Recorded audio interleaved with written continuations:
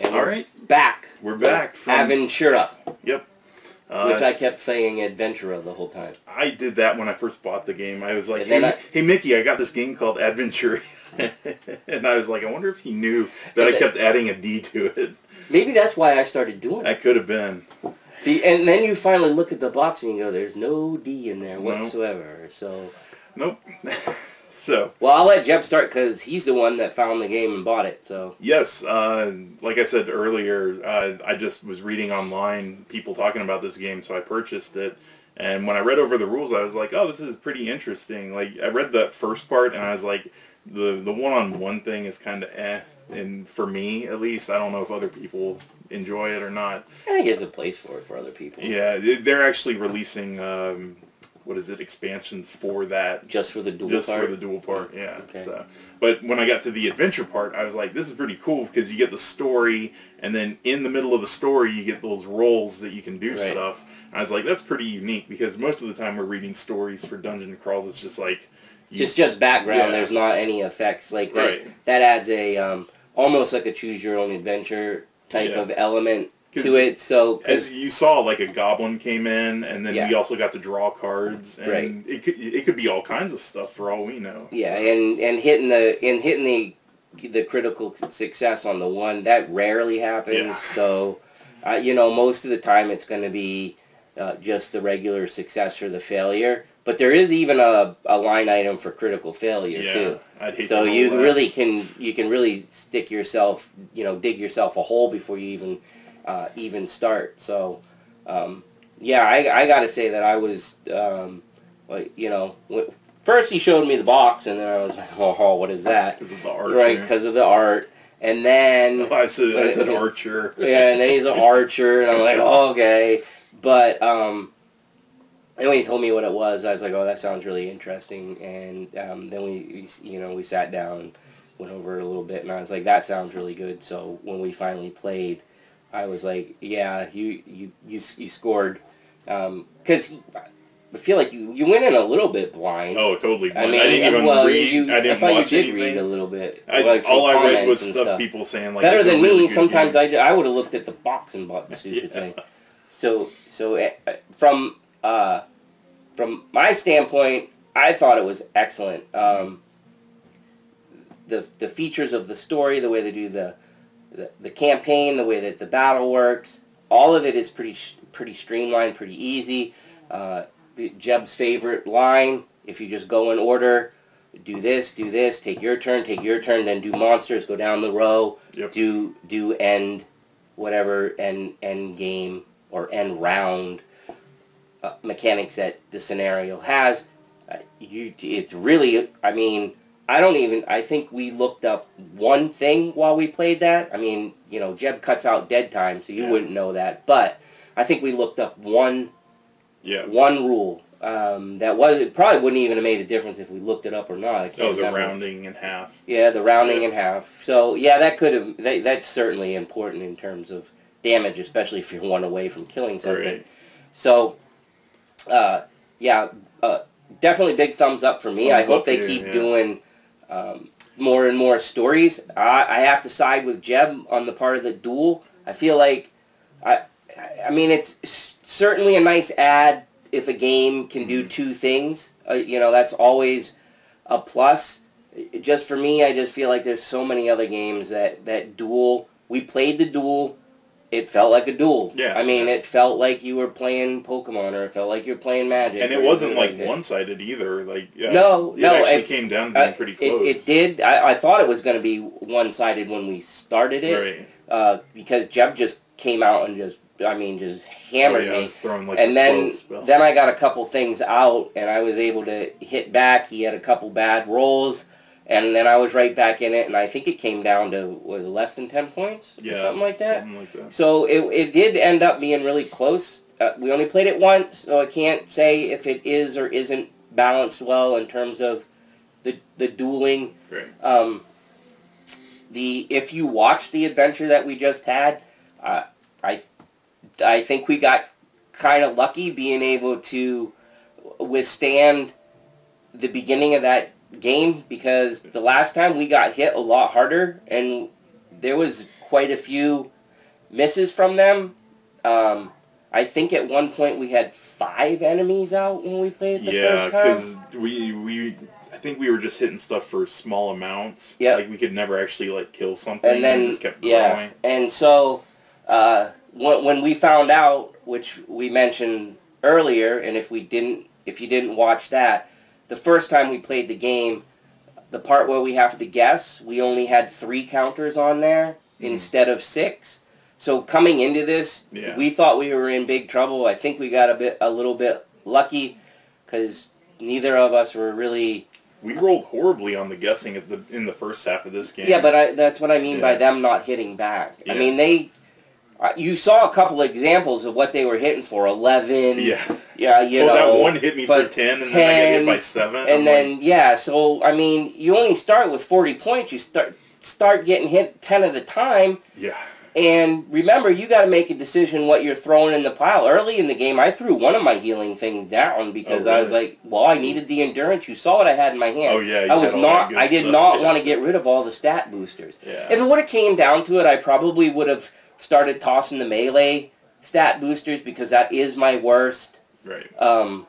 My worst skill, and I feel like in my opinion, having guarantees on your best skill is better than having average and taking 3 attacks. Right. That's my opinion, because once you get those big things out there, you can hit for more, even if it's one at a time. So that's kind of what I thought. Oh, components and stuff. Cards are great. Dials are great. There's one thing that I wish they had included was a summary card for like what you can do with fate points and stuff like that. And maybe like on the back have like the turn order, because like I feel like that would have been helpful, because I was looking in the rulebook trying to figure out everything you could do for fate points, because I didn't remember it off the top of my head. So I was like, if they had that, it would have been more helpful, I guess. That's a good point, and that would have been especially the first time out of the box. You could have looked through there. I mean, I think you get used to it pretty fast. I think Jeb had a better grasp on the game, so he was actually leading it, even if you couldn't tell. So I was just kind of going along, and he would just jump right into, okay, time for monsters, blah, blah, blah. So, yeah, little cheat sheet card, double-sided card, one side with turn order, other side with, potentially what fate tokens do, would have probably definitely been a good... Yeah. A good thing. The rule book, I think I actually read it twice, and then I went on Board Game Geek just to double check the things I didn't understand. So, I mean, it's not a horrible rule book, but there were, like, the things with the fate tokens, it was kind of split up in such a weird way that I didn't know exactly what you could do, and people had the same problem where it was like, well, what can you do? What's different between adventure and duel with the fate tokens? So... that was, I think, my biggest thing with the rule book, was just some things were kind of split up. So I don't know. I didn't read it. Yeah. I just let him teach me. Those are the best. I don't have to do any thinking. You just tell me how to play. Although I think that Jeb, sometimes that irritates him, because sometimes I get brain farts and can't understand him, and he gets irritated with me because it's like, Mickey, this is easy. What the heck is wrong with you? Well, sometimes it gets to the point where I'm like, am I not explaining it right? No, I'm just an idiot sometimes. I'm just, like, it's been a long day. I don't know what 1 and 1 is, Chubb. I'm just not going to get it today. It also doesn't help that I was having a drink, and I'm like, well, I don't know what's happening. I don't know.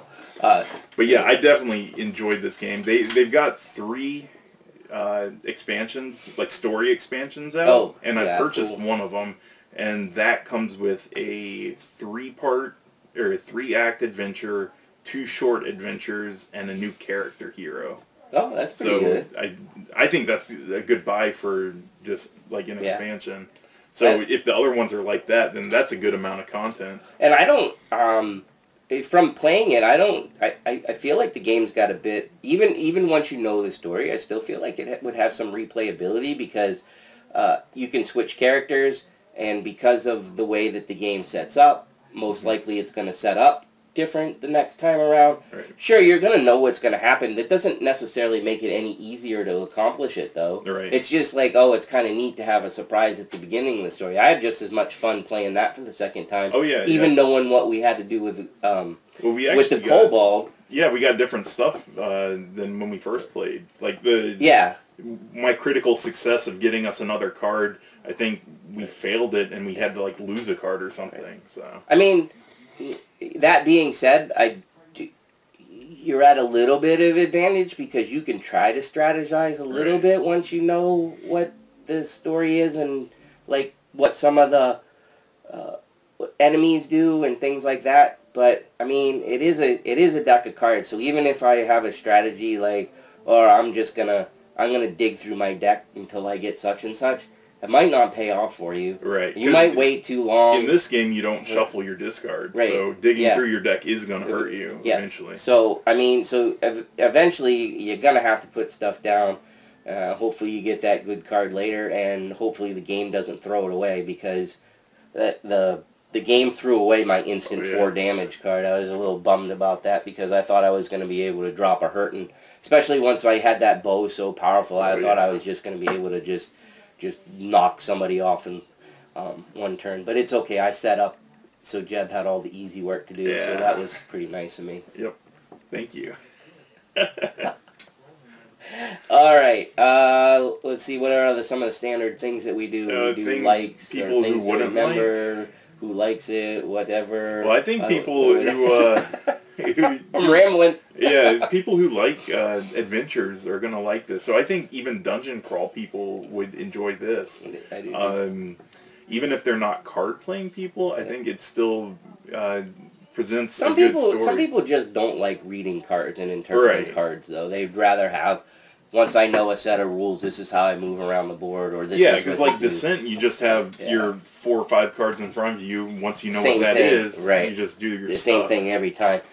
So if that kind of stuff bothers you, now I will say that if you're kind of, remember, if you're one of those people that doesn't, like, you're thinking like, you are thinking like a CCG, that this isn't like that in the same way as that because you start with that starter deck and the maximum, I don't know what the maximum is, but you can only put up to 3 extra cards. Yeah. So once you know your basic deck, nothing's going to change. You're going to know how everything works, really. You are able to deck build in this, and there's a little variation, I guess, you can add. But, I mean, it's the starting, what is it? This is like the core, or like the starting So I can mix her cards with the dwarves cards if I want a deck build? If they're cards that are allowed in her deck. Meaning the bottom like symbol the restriction, with, like, yeah, okay, so, alright. Yeah, so I don't know how much you can deck build with just the core, but I assume in the future you're going to be able to get more stuff that you can throw in and mix. Well, I'll backtrack a little bit on that comment, because seeing as the fact is they have it set up with a pretty decent standard deck. Yeah, that starting deck's super helpful. Yeah, you could literally play the thing and not have to worry about, oh, geez, I got to memorize some new cards, or, oh, geez, I have to deck build it. Of course, we haven't played through an entire adventure. Maybe deck building. I feel we get crushed. They're mentioning deck building. I really feel like that is more for a duel than it is for the adventure. Yeah. That's my guess. I don't know, and I tend to guess that Jeb and I probably won't get into any more dueling than what we already did, especially with all the games that we have to do. Anyways, so definitely for us, this was bought for playing the scenarios and a co-op adventure, and I think you can play it one or no? Yep, it is a one player. Yeah, you can play it one player. I don't know how that is. I haven't tried that yet. Well, I mean, the stuff is, some of the damage and what you have to do is based on number of characters. So yeah, it should scale fine. Yeah. But all the monsters who attack. Dependent on like highest life or most endurance, they're all hidden you. So yeah. Oops. Yeah. Things to remember, I guess. Order. Order is a big thing in this. Remember, what was it? The when you kill a monster, it gets shuffled back into the deck, and you get a fate point because. I think the first time we played, we forgot about that a lot. Fate points are finite based on the number of players, so... And if you can't pull them from the middle, you take them from your friends.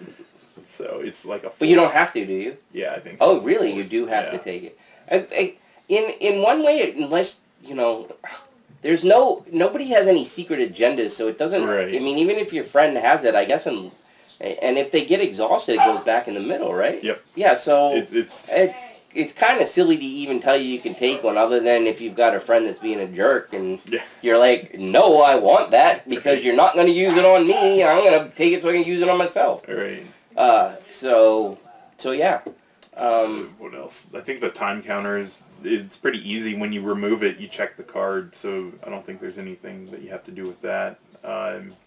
The little symbol of the party, it doesn't look like it. It doesn't look like it. You need a magnifying glass. It's the number of players, so certain things are dependent on it. Just make sure you remember that.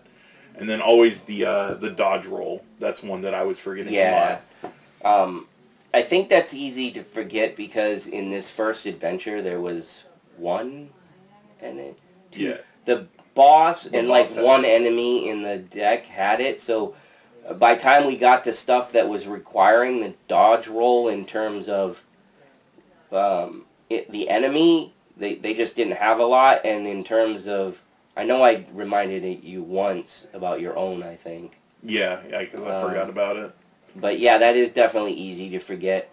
And I think one of the reasons that it's a little easier to forget is because I think a lot of times the games it's more like a defense, not a dodge, and you look at that foot and you think it's my movement, and there's no movement in the game. So that's, that's probably one of the reasons for that. But the thing is, like, your armor and stuff is like a shield, and their shields are like a shield, so that hence the reason for the dodge. Yeah, and I think the biggest thing to remember, that because we didn't do it in either of our games, is that each player has an ability. It's a one-time use, right? And we didn't use it. I don't know if you remembered it during this game or not. I remembered it when I first looked at the card, but then I never did anything with it. So. I did remember during setup, but by the time I got my big stuff out, it's not, my super ability isn't that awesome, at least in my opinion. It's situational, I guess, is the best. Mine is take 2 from the discard and shuffle them back in your deck. So I think late game that would be really good, because then there's a better chance of getting those. I had one card in the discard, and I can't forget what mine is. Something like I get to re-roll a die. Can I see that? Once during the game, so once a game, I can change my attack die roll result into a 3. So if I hit a 1, then it's pretty good, right? Is it the damage roll or the attack roll? Oh, it's the attack die. So no, that's a little bit better. Oh, so that's pretty much like a guarantee. Yeah, so that's really good on my like, for instance, I was saying my melee attack is not good. If I needed to get off a melee attack, oh no, it has to be just ranged. The bow, yeah. So if you ever fail the bow, it's rough. But if you're just getting to the point where you're like, oh, I'll always get it, and then you hit the 19, you're like, special ability. But yeah, I think mine's. So why change it to a 3 and just say, instead of just saying a success is beyond me, but whatever. I didn't make the rules for the card. Yeah. So... Oh, and always pass the starter token. That's one thing that's kind of easy to forget in like a 2-player. In any game. Yeah. You get going and you're like, oh, whose turn? Oh, darn it, this game goes back and forth. Yeah, I think we covered most of what it entails. I think by watching it or just listening to what the game was about, this one's a little bit easier to decide if it's a for you type of game, or if it's a game that you might not like. Yeah, this is kind of like a light dungeon crawlish thing, because like you're not taking forever to set up tiles and stuff like that. You just kind of throw it out, play the game, put it up. So I mean, that's one good point about it, is that the setup doesn't take forever. Yep. So can't really talk about scaling. Have no idea. Yeah, we've only played 2 players, so I'm. Yeah, that's really hard to say, because so far all we saw that was dependent was his life, his actions, and his guessing. The guessing. And in 4 players, if you hadn't guessed through that pretty quick. So if you didn't, I don't even know if we read it, but once all those timer tokens were gone on, what's that card called? Do you remember? I thought it was like the time. It is the time scale card. Yeah. So once this one would have got to normal, the Kobold gets double his actions, so he's gonna roll 4 times. And that's in a 2-player game. If it was a 4-player game, he'd have 8 actions. Because his actions are dependent on players. He gets to roll 8 times, and remember, he's got that healing spell. So I mean, healing everything. So yeah, you might be able to wipe things out faster with 4 players once you get built up, but he's got an answer for you if you don't get going and guess his name though. Yep. So we're guessing that that the scale works on it. Just trying to think about it in our head, but you never know. Sometimes they don't. So unless you tried it with 4 and left a comment for us, I don't know. Seems like it should though. Yeah. All right. We want to let you know that when we play this, we're going to record our adventure, so we'll have videos of those. We don't have a time set up for it, so when it happens, it happens. Right. Other than that, check out all our other videos. We've got a Gloomhaven series going right now. Yep, Gloomhaven series. We've got all our episodes that we're still putting up in the meantime. Yep. We got a bunch. We got a bunch in the in the queue. Yeah. Yeah, that like are partially recorded, so there'll be some more regular games coming up, and like, subscribe, stuff like that. Leave comments. Let us know your thoughts. If you have any questions. Jeb set up a tip jar. I forget what it's called. It's KO-FI. I don't know if people call it Ko-Fi or coffee because they have like a coffee pitcher. So I think that's what it is.